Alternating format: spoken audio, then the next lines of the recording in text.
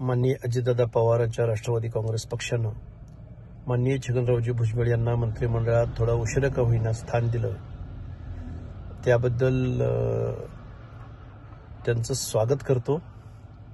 आणि ओबीसींच्या दृष्टिकोनातून छगनरावजी भुजबळ यांचा मंत्रिमंडळात समावेश आवश्यक होता.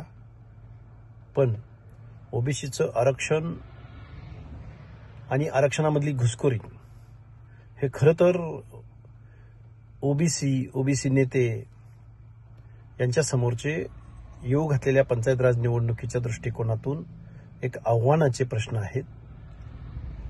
माननीय छगनरावजी भुजबळ यांच्या मंत्रिमंडळातल्या समावेशानं निश्चित या लढाईला बळ भेटणार आहे.